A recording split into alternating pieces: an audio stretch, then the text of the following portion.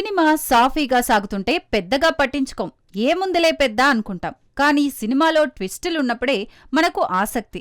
మనం అనుకున్నట్టుగా సీన్ మీద సీన్ జరగకుండా ఇంకోలా మరోలా కనిపించినప్పుడే కథ అద్భుతం, అమోఘం అనుకుంటాం. ఏపీ విషయంలో 164 ఎమ్మెల్యేలను కూటమి గెలుచుకోవడంతో ఇక 3 పార్టీలు వచ్చే రోజుల్లో దుమ్ము దుమారు అనుకున్నాం. కానీ ప్రజలకు ఇచ్చిన హామీలు సూపర్ 6 అమలు చేయడం కూటమి సర్కారుకు ఎంత కష్టమో మనందరికీ తెలిసిందే. అయితే రాజకీయంగా కూడా ఎవరిది పైచేయి అవ్వాలన్న దానిపై ఎంతో ఉత్కంఠ కలుగుతోంది. కూటమి గట్టడంలో కీలక పాత్ర పోషించిన పవన్ కళ్యాణ్ కు ఏపీ కేబినెట్లో నెంబర్ 2 అప్పగించిన సీఎం చంద్రబాబు తనయుడు నారా లోకేష్ స్థానమేంటన్న దానిపై ఎంతో అంబిగ్విటీ ఉంది. సుదీర్ఘ పాదయాత్ర ద్వారా ఏపీలో టీడీపీకి జీవం పోసానని లోకేష్ భావిస్తుంటే పవన్ కళ్యాణ్ కూటమి ఏర్పాటు చేయడం వల్లే గెలుపు అన్న మాటను కొందరు నేతలు లైట్ తీసుకుంటున్నారు. వారందరూ అటు పార్టీలోనూ ఇటు ప్రభుత్వంలోనూ నెంబర్ 2 నారా లోకేష్ ఉండాలన్న అభిప్రాయంతో ఉన్నారు. పవన్ కళ్యాణ్ సోదరుడు నాగబాబుకు ఎమ్మెల్సీ ఖరారు తర్వాత రేపేం జరగబోతుందోనన్న దానిపై ఎంతో తర్జనభర్జన నెలకొంది. పవన్ కళ్యాణ్ కేంద్ర కేబినెట్లోకి వస్తారా అన్న చర్చ కూడా ఉంది. అదే సమయంలో బీజేపీ నుంచి ఏపీ కేబినెట్లో సత్యకుమార్ కొనసాగుతారా, లేదంటే మరో వ్యక్తికి అవకాశం దక్కుతుందా అన్న దానిపై క్లారిటీ రావాల్సి ఉంది. వాస్తవానికి కేబినెట్లో సుజనా చౌదరి ఎంట్రీ ఇస్తారని అందరూ అనుకున్నా చివరి నిమిషంలో కథ అడ్డం తిరిగింది. తాజాగా సోమవీర్రాజుకు ఎమ్మెల్సీగా అవకాశం ఇవ్వడంతో వచ్చే రోజుల్లో రాజకీయం ఎలా టర్న్ కాబోతుందన్న చర్చ మొదలైంది. ఏపీ రాజకీయాల్లో పరిచయం అవసరం లేని పేరు సోమవీర్రాజు. వాస్తవానికి ఆయన బీజేపీలో ఉండి జాతీయ స్థాయి గుర్తింపు పొందిన నాయకుడు. బీజేపీ పెద్దలు, కేంద్ర హోంమంత్రి అమిత్ షా, ప్రధానమంత్రి నరేంద్ర మోడీకి కూడా పరిచయం ఉన్న వ్యక్తి. ఆర్ఎస్ఎస్ ముఖ్యులకు సుపరిచితుడు.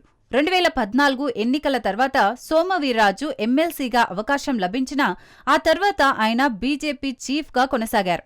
నాటి బీజేపీ చీఫ్ లక్ష్మీనారాయణ తర్వాత సోమవీర్రాజు బీజేపీ చీఫ్ గా కీలక బాధ్యతలు నిర్వర్తించారు. ఎన్నికలకు ముందు బీజేపీ చీఫ్ గా పార్టీ దగ్గుబాటి పురంధేశ్వరికి అవకాశమిచ్చింది.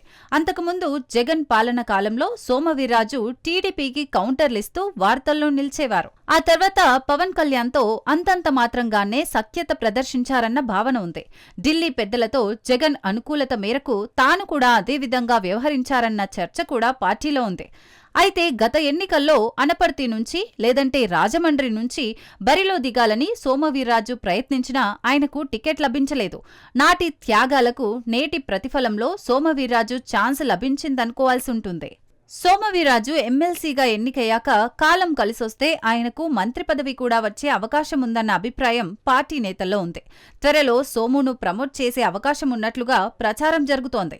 ఎమ్మెల్సీగా అవకాశం లభించాక ఏపీ బీజేపీలో మరింత ప్రక్షాళన జరుగుతోందన్న చర్చ ఉంది. ఇప్పటికే పురంధేశ్వరి స్థానంలో ఎవరికి అవకాశం ఇవ్వాలన్న దానిపై పార్టీ తర్జన భర్జనకు గురవుతోంది. త్వరలో బీజేపీలోకి వలసలు పెంచాలంటూ అందుకు తగిన నేపథ్యంలో సిద్ధం చేయాలని అందుకు సోమవీర్రాజు కరెక్ట్ అని బీజేపీ పెద్దలు భావిస్తున్నారు.